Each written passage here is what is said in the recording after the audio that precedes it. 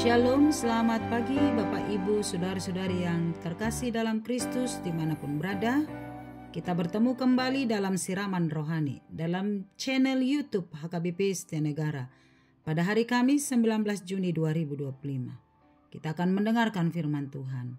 Marilah kita berdoa. Terpujilah namamu yang kudus dan Allah yang ajaib, Allah yang luar biasa. Engkau Allah yang dahsyat, pencipta segala sesuatu dalam kehidupan kami. Terima kasih atas hari ini Bapa yang baik, karena Tuhan masih mengizinkan kami memperoleh kehidupan yang daripadamu.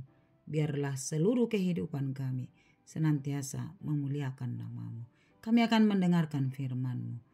Biarlah Roh Kudus yang membuka hati dan pikiran kami, sehingga firman Tuhan bisa kami terima, bisa kami lakukan dalam setiap kehidupan kami sehari-hari. Di dalam nama Yesus kami berdoa. Amin. Firman Tuhan bagi kita tertulis dalam 1 Korintus 1 ayat 28 sampai 29. Demikianlah firman-Nya. Dan apa yang tidak terpandang dan yang hina bagi dunia dipilih Allah. Bahkan apa yang tidak berarti dipilih Allah untuk meniadakan apa yang berarti, supaya jangan ada seorang manusia pun yang memegahkan diri di hadapan Allah. Demikian firman Tuhan. Jemaat yang terkasih, dalam kehidupan kita di dunia ini ada banyak hal ukuran yang membedakan manusia sesuai dengan status sosialnya kita buat. Sehingga ada klasifikasi antara kaya dan miskin, pintar dan bodoh, kuat dan lemah, penguasa dan rakyat jelata, raja dan budak, dan lain-lain. Klasifikasi ini cenderung membuat manusia bermegah dengan apa yang ada padanya. Karena kepintaran, kekayaan, kekuatan, dan status sosial yang ia miliki. Dan cenderung membuat orang meremehkan atau menganggap rendah sesamanya karena status sosialnya yang berbeda.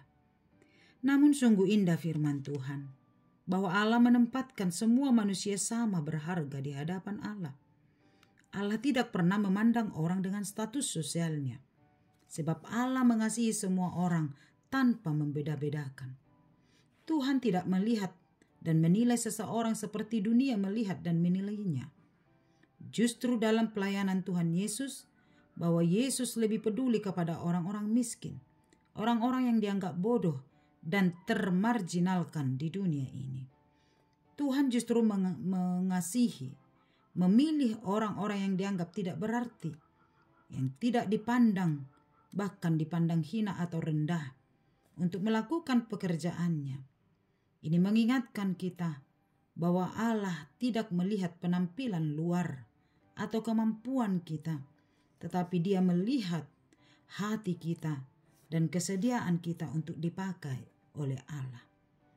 Tuhan memilih yang lemah dan tidak terpandang, supaya tidak ada manusia yang memegahkan diri dan membanggakan diri dengan berkata bahwa kepintarannya, kekayaannya, kekuatannya, dan keberhasilannya adalah karena usahanya sendiri. Demikian Paulus mengingatkan jemaat Korintus supaya tidak ada yang jatuh pada kesombongan atau kecongkakan.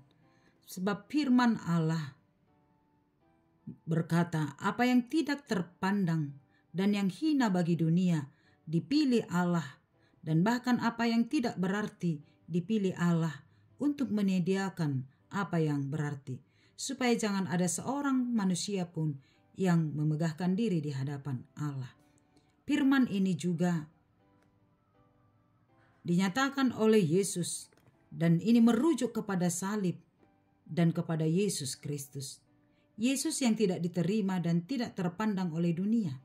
Salib yang dianggap adalah kebodohan, tetapi justru menjadi jalan keselamatan untuk memperoleh kehidupan yang kekal bagi seluruh umat manusia.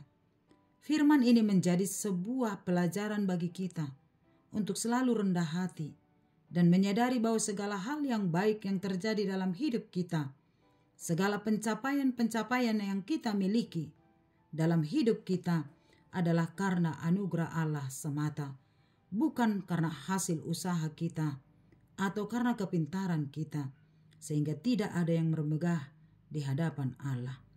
Nats ini menjadi peneguhan bagi orang-orang yang merasa lemah dan orang yang sering direndahkan oleh orang lain. Kita tidak cukup baik untuk dipakai Allah. Tetapi firman ini mengingatkan kita melalui Paulus dalam 2 Korintus 12 ayat 9. Justru dalam kelemahanku, kekuatanku menjadi sempurna. Tuhan sering bekerja dengan cara yang tidak kita duga melalui kelemahan, kesederhanaan, dan ketidakmampuan kita. Ini membangun kesadaran bagi kita supaya kita tetap merasa bahwa kita sungguh-sungguh berharga bagi Allah, dan kita melihat bahwa keberhasilan kita adalah karena kuasa Allah yang bekerja dalam hidup kita. Karena itu, tetaplah rendah hati. Amin.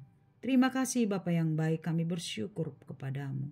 Sungguh indah firman-Mu hari ini yang mengingatkan kami bahwa hidup kami sungguh berharga di hadapan Tuhan. Yang mengingatkan kami bahwa segala pencapaian, segala apa yang kami miliki kini, bukan karena kuat, kegagahan, dan usaha kami, tapi semata karena anugerah Tuhan. Karena itu Bapa, tanamkan bagi kami untuk senantiasa rendah hati, tidak berbegah, karena kami yakin dan percaya bahwa semua yang kami miliki bersumber dari karena anugerah Tuhan. Berkatilah kami Bapa yang baik untuk mensyukuri segala berkat-Mu, segala apa yang boleh kami miliki hari ini, segala apa yang boleh kami capai saat ini.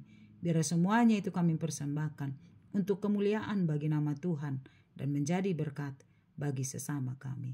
Terima kasih Bapa, berkati kami sepanjang satu hari ini dalam setiap tugas dan pekerjaan kami. Kemanapun kami melangkah, biarlah penyertaan Tuhan senantiasa mengiringi langkah kehidupan kami. Biarlah apapun yang kami lakukan, biarlah semuanya itu menjadi kemuliaan nama-Mu. Berkatilah keluarga kami, berkatilah kesehatan kami, berkatilah setiap pekerjaan kami, anak-anak kami, dan setiap apa yang kami harapkan. Ya Bapa di sorga, berkenanlah mengabulkan doa kami.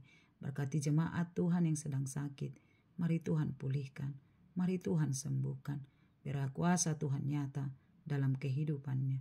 Jemaat Tuhan yang sedang berduka cita, biarlah roh penghiburan yang daripada-Mu menghiburkan mereka.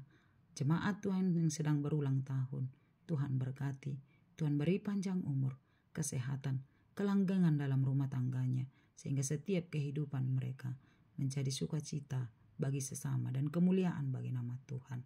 Kepadamu kami berserah, biarlah hidup kami hanya di dalam tangan kuasa-Mu. Dalam nama Yesus kami berdoa dan mengucap syukur. Amin. Anugerah Tuhan kita Yesus Kristus, kasih setia Allah Bapa, dan persekutuan dari Roh Kudus menyertai-Mu. Amin. Selamat pagi, selamat melakukan aktivitas. Tuhan memberkati. Shalom.